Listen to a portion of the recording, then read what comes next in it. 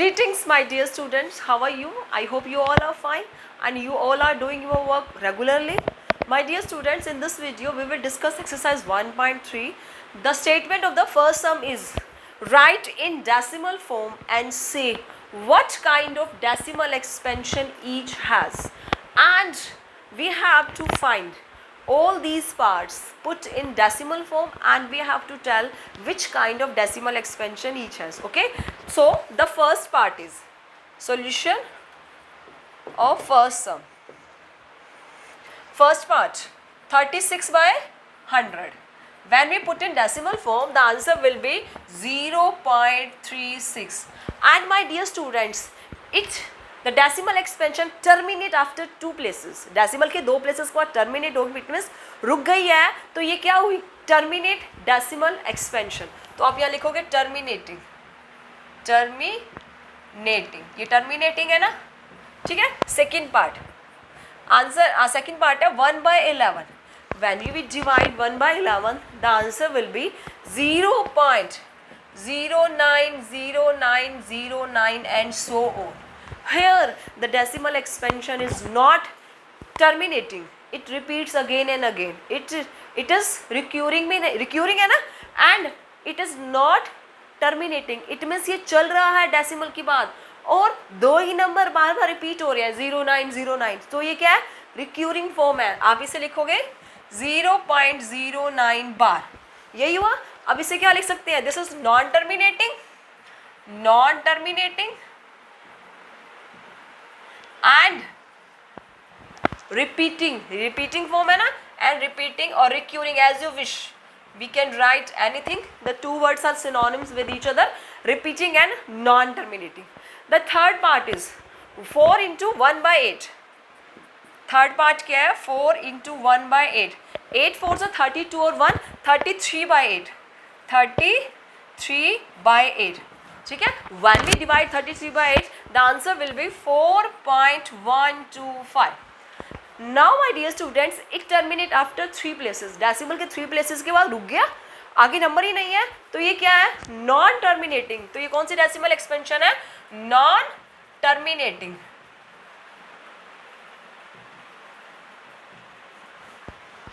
Non terminating है? No, it is terminating. क्यों? Terminate means रुक गया ना. नॉन मीन्स क्या होता है? जो रुकता नहीं है. Okay, just I am considering that you will consider that point or not. It is terminating. ठीक है ना, क्योंकि टर्मिनेट हो गया. नॉन टर्मिनेट तो उसे कहते हैं जो डेसिमल एक्सपेंशन, जो डेसिमल के बाद पॉइंट नहीं रुकते हैं, चल रहे हैं, कुछ भी चल रहे हैं, रिपीट में है या अनरिपीट में है. ठीक है ना, तो ये है non terminating. This is also terminating and ये भी रुक गया, तो ये भी क्या है? टर्मिनेटिंग. ओके, फोर्थ पार्ट क्या है हमारा? 3 by 13. When we divide 3 by 13, listen, अब यहाँ डेसिमल एक्सपेंशन 3 by 13 का डेसिमल एक्सपेंशन भी क्या होगा? Non terminating. देखो, जिसके डिनोमिनेटर में 2 और 5 होता है ना, वो हमारे डेसिमल एक्सपेंशन होते हैं टर्मिनेटिंग फॉर्म में. अदरवाइज बाकी सभी क्या होते हैं? Non terminating. तो 13 में क्या है? 2 5 नहीं है. ये कंसेप्ट आपको आगे बताऊंगी मैं. ठीक है, कि डिनोमिनेटर्स किस फॉर्म में होता है, तो हमारा आंसर टर्मिनेटिंग होता है या नॉन टर्मिनेटिंग होता है. ठीक है, तो 3 by 13 का आंसर है 0.230769 एंड सो ऑन. तो अब ये क्या है? नॉन टर्मिनेटिंग है. अब यहाँ देखो 6 प्लेसेस, ये 6 डिजिट बार बार रिपीट है. 230769, फिर again 230769 and again repeat. Okay, तो हम इसे क्या लिख सकते हैं? 0.230769 बार. ठीक है ना, क्योंकि रिपीट हुआ है 6 डिजिट. तो आंसर क्या होगा? Non terminating and repeating form. आप यहाँ लिखोगे नॉन टर्मिनेटिंग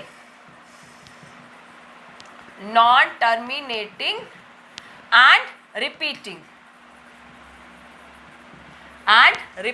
ठीक है, तो next fourth part, this fifth and six, 2 by 11 and 329 by 400. In this way we can do all these 4 parts. देखो फिफ्थ पार्ट क्या है? 2 by 11. 2 by 11 को डिवाइड करोगे तो क्या आएगा answer?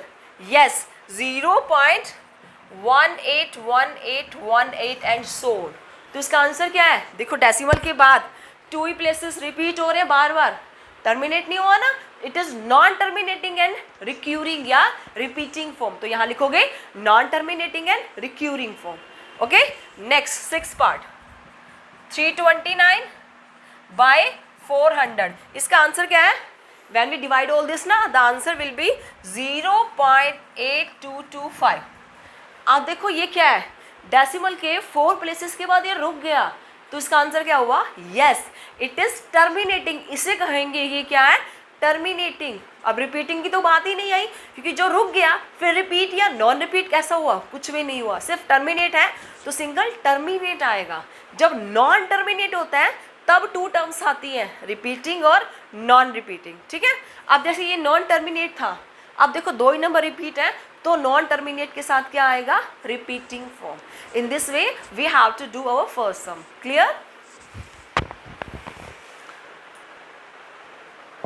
Now next sum, second sum, it is given that the decimal expansion of 1/7 answer is given, and we have to predict the value of 2/7, 3/7, 4/7 and 5/7, but without doing long division।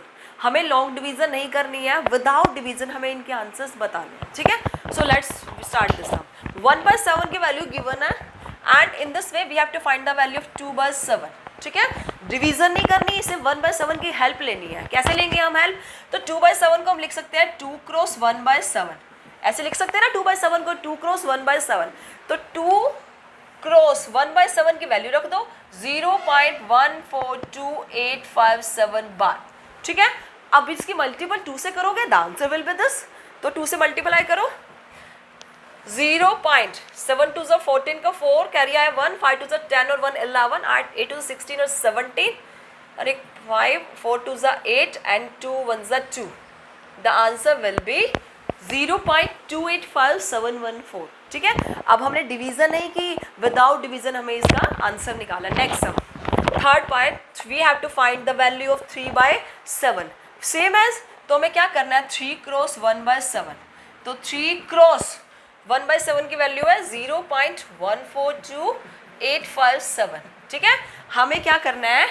0.142857 को 3 से multiply करना है और answer लिखना है। तो क्या answer होगा? 0.428571 बार। ठीक है, जब मल्टीपल करेंगे 3 से तो आंसर ये आएगा। This is our answer. So in this way we have to find the value of 4/7।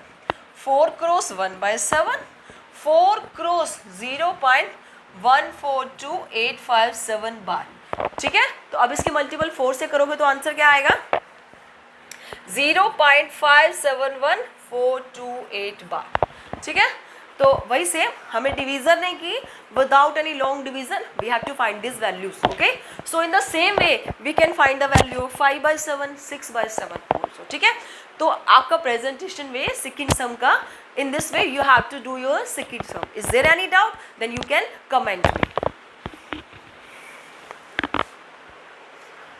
Now the third sum, we have to put 0.6 bar in P by Q form. My dear students, this is very most important sum of this exercise 1.3. Clear? So please understand it very carefully, because if you know this sum, you can find any sum, any statement is given, you can find. Okay? So we have to put 0.6 bar in P by Q form. I told you in the basic term also that we can put non-terminating and repeating form in P by Q form. This is the same way. ये वही सम है। अब हम इस repeating को put करेंगे P by Q में। ठीक है, सबसे पहले whatever the statement is given, let x equal to this. क्या करेंगे हम? x के इक्वल जो स्टेटमेंट गिवन है उसे x के इक्वल पुट कर देंगे। ठीक है, अब 0.6 बार को हम लिख सकते हैं 0.6666 एंड सो ऑन। तो मैंने 6 बार को लिख दिया 0.66 एंड सो ऑन। अब हमें चेक करना है, सेकेंड लाइन है कि जितने नंबर रिपीट हुए हैं ना उतने 10 से हम मल्टीपल करते हैं। If 1 digit repeat we have to multiple both side by 10। If 2 digit repeat we have to multiple both side by 100। ठीक है ना, तो हमें चेक करना है कि कितने डिजिट रिपीट है। अब यह कितने हैं? सिर्फ 6 डिजिट रिपीट है ना बार बार, तो अब क्या करेंगे? 10 से मल्टीपल करेंगे दोनों साइड को। ठीक है, तो आप लिखोगे मल्टीप्लाई बोथ साइड बाय 10, ठीक है। तो 10 से मल्टीपल किया, 10x equal to 10 cross 0.666 and so on. तो कितना आ गया 6.666 एंड सो ऑन, ऐसे बन जाएगा। 10 से मल्टीपल करेंगे तो ये प्लेस डेसिमल प्लेस 6 के बाद आ जाएगा, ठीक है। तो this is our first equation and this is our second equation. First step, whatever the statement is given, we have to put that value equal to x. Second line, we have to check how many digits repeat. If one digit repeat, then we have to multiply both side by 10. Third step, subtract these two equations. ठीक है, तो subtract कर दो. Subtract first from second. तो अगला step है कि मैं फर्स्ट को सेकंड में से सब्ट्रैक्ट करूंगी, ठीक है ना। तो सेकंड वाला बड़ा है तो सेकंड वाले को पहले लिखेंगे. 10x इक्वल टू, मैं एक कॉलम मेथड अप्लाई कर रही हूँ सब्ट्रैक्शन के लिए. This is very easy. In this वे आपकी मिस्टेक नहीं होगी. 6.6666 एंड सो ऑन. इसमें से सब्ट्रैक्ट करना है x is equal to 0.666 and so on, ठीक है ना. तो ये कॉलम मेथड से सब्ट्रैक्ट हो रहा है, माइनस एंड माइनस. 10x में से 1x गया 9x, ठीक है. एंड 0 0 0 0, तो 6 में से 0 गया 6, बाकी सभी तो कैंसिल हो गए ना. 0.0000 एंड सो ऑन, यही चलता रहा. तो आंसर क्या है 6 आया. तो x की वैल्यू क्या होगी 6/9 मीन्स 2/3, ठीक है. तो आंसर हमारा क्या है 2/3. तो 0.6 बार का p बाई क्यू फॉर्म क्या है 2/3. This is our answer. All steps are very easy. First line, whatever the statement is given, we have to put that value equal to x. Second line, we have to check how many digits repeat again and again. ठीक है. Then we have to, if one digit here, one digit repeat, we have to multiply both side by 10. 10 से multiple करना. This is our second equation. Third, we have to subtract first and second. अब हमें first और second को subtract करना है. तो जो सबसे पहले बड़ा है उसे ऊपर लिखेंगे, छोटे वाले को नीचे लिखेंगे और कॉलम मेथड अप्लाई करेंगे. You can apply row method also, but column method easy है और हमारा आंसर भी बहुत ईजिली निकल आएगा, ठीक है. सब्ट्रैक्ट किया, आंसर आया 9x इक्वल टू 6. तो x आ गया 6/9 मीन्स 2/3. तो this is our answer. Here we have to express 0.47 bar in p by q form. Same as first part. Okay, तो क्या करोगे आप, let whatever the statement is given x equal to 0.47 bar. अब 0.47 बार को क्या लिख सकते हो 0.4777 and so on. This is our first equation. Okay, second part. अब देखो कितने नंबर्स रिपीट हुए हैं, सिर्फ 1 7. तो multiple both side by 10. Multiply both side by 10. 10 से मल्टीप्लाई कर दो. 10x equal to 10 cross 0.4777 and so on. तो 10 से मल्टीपल करेंगे तो डेसिमल यहाँ 4 के बाद आ जाएगा, ठीक है. तो 4.777 and so on. This is our second equation. Our next line is subtract. First को सब्ट्रैक्ट कर दो किस में से, फ्रॉम सेकंड, ठीक है. तो सेकंड वाला बड़ा है तो हम पहले सबसे पहले लिखेंगे सेकंड वाला. 10x equal to 4.77 and so on. Then x equal to 0.4777 and so on. अब सब्ट्रैक्ट करोगे, this is column method. Okay, minus and minus. 10 में से 1 गया 9x. हेयर क्या होगा 0 0 0. 7 में से 4 गया 3 एंड 4 एज इट इज, ठीक है. तो 4.3 को हम लिख सकते हैं 43/10, ऐसे लिख सकते हैं ना. तो this is equal to 9x. तो x क्या हो जाएगा 43/90. तो दिस इज आवर आंसर. 43/90 क्या है 0.47 बार का p बाई क्यू फॉर्म है. p by Q means a by b भी रेशनल नंबर से पुट करना है. तो 43/90 रेशनल नंबर्स में आ गए ना p बाई क्यू फॉर्म में, ठीक है. तो इसका मतलब हम नॉन टर्मिनेटिंग और रिपीटिंग को भी रेशनल नंबर कहते हैं और उसको रेशनल में पुट भी कर सकते हैं. तो ये हमने फर्स्ट और सेकंड पार्ट बिल्कुल सेम वैसे ही किया, हमने पुट किया, ठीक है.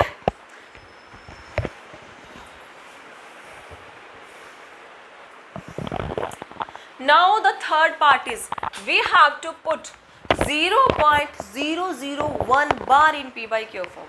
ठीक है। तो फर्स्ट और सेकंड में तो 1 डिजिट रिपीट था, यहाँ कितने डिजिट रिपीट है 1 2 3, 3 के ऊपर बाहर है ना, इट मीन्स हमें मल्टीपल करनी है दोनों साइड 1000 से। ओके, तो सबसे पहले लिखो let x equal to 0.001001001 and dash so, ठीक है। अब लिखोगे मल्टीप्लाई बोथ साइड बाय, कितने नंबर रिपीट है 3 नंबर रिपीट है, तो हम मल्टीपल करेंगे 1000 से बाय 1000, ठीक है।